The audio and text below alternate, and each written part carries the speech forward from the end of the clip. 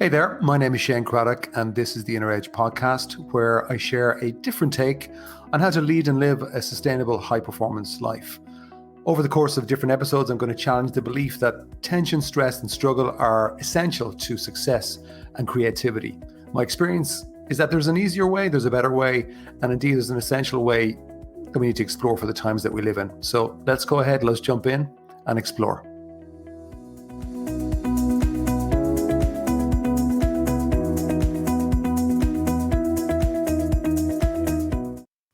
Hi there, welcome to today's episode. I think we're going to have this as a three-part episode. I think we'll see how we go. It's a twist on being more audacious. This is part one. Now, I don't know, depending on your age when you're listening, or what age you are now when you're listening to this. There was a movie years ago, certainly when I was growing up, called Bill and Ted's Excellent Adventure. And I might be wrong, but my memory was that might have been the first place that I heard the word, I suppose, in the context that it is now, is audacious, dude. So forgive me if I'm wrong, and forgive me with my little impersonation. So what I'm saying really in relation to being audacious is that we actually need to be more audacious. In my experience, most people as they get older seem to be less audacious. And I think there's a reason for that, and taking the inner angle on it. That's kind of what I want to explore a little bit today, and see if it kind of provokes some thought or some action even in you. And the idea for this episode came out of two things. It came out from my webinar that I was doing during the week, 5 Ways to Win Bigger. And if you missed that, I'll put the link to it in the show notes. I'm going to leave it up for free. It's on a platform called Crowdcast, which is quite cool. I can leave it up there for a while, so you can actually check it out if that's of interest. So one of the points that I was sharing in that webinar was that we need to think bigger. So to win bigger, first of all, we need to think bigger. But what does that mean, and how do you do it? Well, I share a little bit of my own thoughts on that in that webinar. So check it out in the show notes. So that's where part of the idea came from. And then the other idea that kind of merged together with that one was from a quote that I just happened to see. As you know, if you've been following me or my podcast for a little bit, I've written a book called Inspire Me, which was based around a series of quotes, and then I wrote some stories and experiences to try and highlight or inspire people to use those quotes and the wisdom within them into action, right? But anyway, I came across a quote that goes like this. I think it was by Thoreau, the philosopher. If you have built castles in the air, your work need not be lost. That is where they should be. Now put the foundations under them. And when I was reading it, I was just thinking, okay, well, that's great. So that encourages people to dream big. But what if you haven't put castles in the air? And I think there's a danger as we get older, maybe through life experience or challenges, and what it does to our minds and our inner voice in particular, that says, no, you can't do that now because you're whatever age, or you're, I don't know, you can't set up your own business, or you can't write a book, or you can't do X, Y, and Z. So we need to put the castles in the air first, and that's being more audacious, to dream bigger, to think bigger.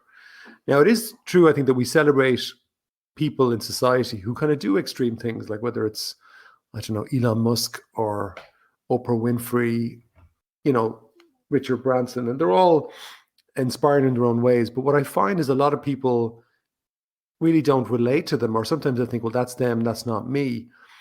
And I think so being audacious, you might confuse it with something like that, and that's not what I'm talking about. I'm just talking about being more audacious for you first, and then also your life and the people around you. So I'll give you an example maybe to try and illustrate my point. A story, I'm thinking of somebody particular in my mind over the last year, but it's a conversation that I've had with many, many business people over my career to date, where, I'm meeting somebody and they are telling me, well, I earn really good money, and they did. I have a lot of material success. I've got a great car. I dress well. I eat in all the best restaurants.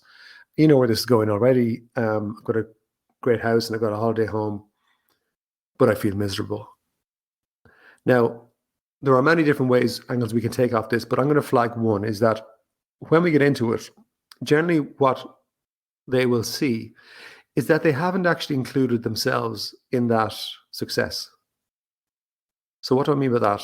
They haven't been audacious for themselves. They've been audacious with their achievements, and they've been very good at going off to get these achievements. But they never really included themselves in that thinking, in that bigger thinking. So what does that mean? Well, it's not so much about what they're getting. It's about, well, did they ever think about how they wanted to feel or be in that scene in their minds and their success? And I'm just thinking of that person that I mentioned. They hadn't. They had told themselves, when I get this, this, and this, society tells me that I will feel a certain way. And that isn't the truth ever. It's never the truth. And I think society is starting to wake up to that. So when I say include yourself, why not include yourself in terms of your well-being, your inner state of mind, your health, your relationships, your weight? How audacious are you being in those areas? Or are you like perhaps some people who are just so focused audaciously perhaps on their career, but they're not audacious for the rest of their lives? And so it's not a 360 approach. They've ignored their health, they've ignored their relationships, maybe with their spouse or partner or their children or their friends. And actually, worst of all, they've ignored just the feeling of being alive. And as I said on the webinar, that to me almost is perhaps the biggest win, is to feel that sense of aliveness, as opposed to going through your life where, and I've had people say this to me tragically at the start, and then you're trying to help them, obviously, is where they say, I just feel like I've been a passenger in my life. I'm not really experiencing it. I'm not feeling it. And so in the Western world, it's all about, well, let's dream big things. Great, brilliant. Let's set up a massive car company. Let's take a rocket to the moon. Great. But what about doing that for yourself as well, in terms of your ability to live, your ability to be in the moment? Surely that's an audacious thing. And also the impact that you're going to have on other people. When I was much younger, certainly, I think one of the limiting factors on myself, and I see this more readily with others only because I went through it myself, is that when I got into goal achievement initially, it was very narrow in one area, i.e. work. And it was also very narrow in terms of, it was just about me. It wasn't about anybody else. And I think that's one of the problems in our world, is that there are consequences to that. And when we take a more mature, broader view, perhaps I think things change. So I think a question to consider for you is, where have you settled? Where can you be more audacious? Where can you think bigger? And I haven't met anybody who hasn't compromised their thinking, usually unconsciously at some level. They just say, well, that's just the way that's going to be. And so I'm settling for less than something that could be fantastic. And what a pity that is. And by the way, I'm including Shane in this. I have to look at my thinking and watch it all the time. And I'm always surprised at what I was thinking when I look back a year or 2 years ago. So a little very practical exercise that will maybe show you where your thinking is at is, take out a pen, take out some paper, and answer this question. What are 20 audacious things that I'd love to see happen in my lifetime? Like, before you leave the planet, what would you like to see happen? And then I'm talking about not stuff that other people do. I'm talking about for you. What would that be? Now, I think in the next episode, I'm going to talk, I suppose, about a little bit of an unusual angle around. This is maybe where the twist starts to come in around thinking audacious things, because there's a key element that I made a mistake with, that I've seen a lot of people make a mistake with, and I think it's conditioned into this Western achievement mindset. And it is probably encompassed by this statement: don't make where you are wrong. Don't make where you are wrong. So the danger is, when I set an audacious dream, whatever it is, and again, hopefully it's in all areas of your life, not just one, but don't make where you are wrong, because what will happen then very often is your mind will go, well, I don't want to be here, I want to be over there. And if I don't go over there in the time frame that I say it should happen, well, then I'm going to be miserable. And that essentially is what's going on for most people. And even for achievers, or if you're interested in creating more, or success, whatever that means for you, what you'll often find, and it's a thing I call the more monster, is that when you get to that point in the future, think, oh, when I get there, it's going to be so great, I'm going to feel a certain way. Then you get there, And that feeling is there, but it only lasts a certain amount of time because there's no real foundations around it. And then your mind goes, oh, that's not it. We have to find the next thing. And then it becomes this perpetual searching for a thing. And when you really understand the essence of what's behind, don't make where you are wrong, and really powerful, so much in that statement. What it's really saying is, well, make where you are right. That today, make where you are right. It doesn't mean you have to accept it, that you don't want to change it. And I think when we look back at Thoreau's quote, that to me is probably the start of solid foundations. He talks about put the castles in the air, now put the foundations under them. And I think one of the key foundations is not to make where you are wrong. But we'll explore that a little bit more in the next episode.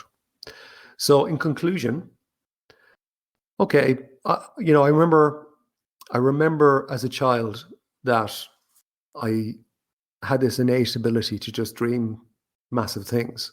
I see it with my own kids. But it definitely is true, perhaps, as we go on in life, if we're not very careful, that inner innate ability to just dream big things, to think audaciously, can wane away, and we can just almost think, well, that's just it, the way it is for me. And if nothing else, I would hope you hear this. I've worked with so many people of all shapes and sizes, ages, men and women, people that in some level would be seen as very successful, and in other cases not. Everybody's got an innate ability to actually think audaciously, but more importantly, everybody's got the ability to have a bit of courage and step forwards into an area that you just feel, this is what I would love to happen, and it's the least that I deserve. And at a basic level, I think that's what makes the world go round. But don't think you're the only one who maybe just feels you have to settle in certain areas. Anyway, thanks for being with me. Join in for part 2 of this particular twist on being more audacious soon. Bye.